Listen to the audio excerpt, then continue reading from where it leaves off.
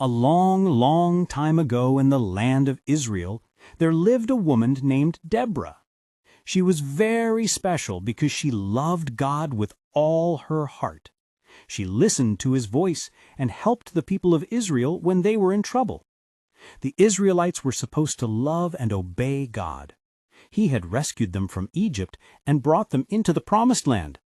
But after some time, they forgot about God. They started doing wrong things and following idols, which made God very sad. So God allowed a cruel king named Jabin, who ruled in the land of Canaan, to have power over them. Jabin's army commander was a fierce man named Sisera, who had 900 strong iron chariots. Those chariots were fast, loud, and powerful. For 20 long years, Sisera's soldiers treated the Israelites badly. The people were scared and unhappy. They couldn't go freely on the roads because the enemies were everywhere. The Israelites had no swords or shields, and they were too weak to fight back. Finally, they cried out to God, "Please help us! We are tired of being afraid." God heard their cries. He loved his people and had already chosen someone to help them. That person was Deborah. Deborah was a prophet and a judge.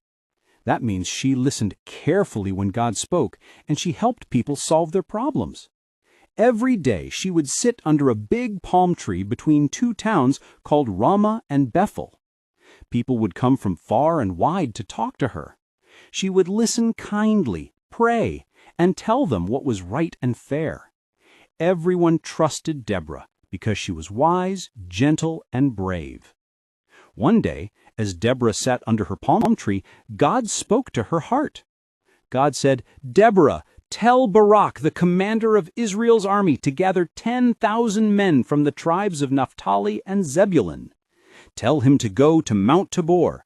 I will make Sisera come there with his soldiers and chariots, and I will give victory to Barak."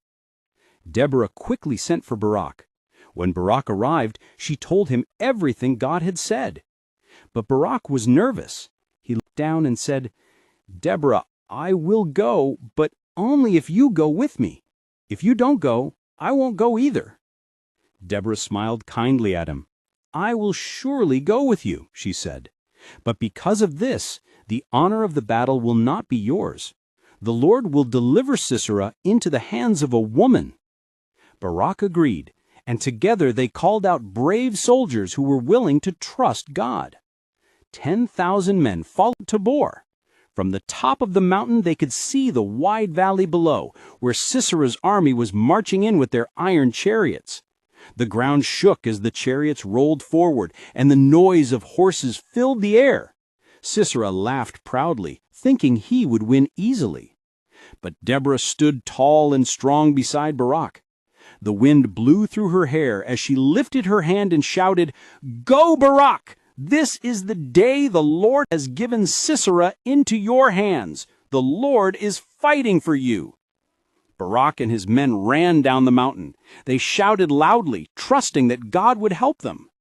Then something incredible happened. Dark clouds covered the sky, and God sent a mighty storm. Rain poured down in sheets, the rivers rose high, and the ground turned into deep, sticky mud. The horses slipped and fell, and the heavy iron got stuck in the mud. The soldiers panicked and started to run away. Barak's army fought bravely, chasing them far away. God gave them great victory that day. But Sisera, the cruel commander, jumped off his chariot and ran for his life.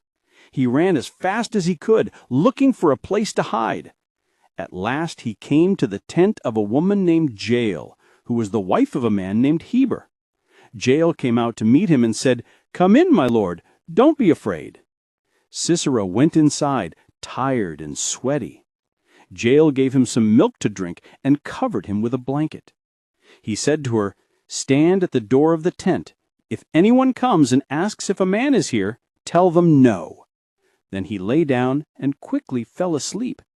Jael waited until he was in a deep sleep, and then she bravely stopped him so that he could never hurt Israel again. Soon after, Barak arrived, still chasing Sisera. Jael came out to meet him and said, "Come, I will show you the man you're looking for." When Barak went inside, he saw that Sisera was no longer a threat. The battle was over. God had given victory to his people through the bravery of two women, Deborah and Jael. When Deborah and Barak returned home, they were so happy that they sang a beautiful song together to thank God. Everyone in Israel rejoiced. They celebrated and remembered that God was always with them, even when things seemed hard. After that great victory, the land of Israel was peaceful for 40 years. There were no more cruel kings or scary chariots. The people could walk safely on the roads, plant their crops, and sing songs to God in peace. And through it all, the people never forgot the wise and courageous woman who had led them. Deborah's story became one of hope and faith. She showed that God can use anyone, man or woman, young or old, to do great things if they trust Him and listen to His voice. So whenever you feel small or afraid, remember Deborah, the woman who trusted God, stood bravely, and led a whole nation to victory.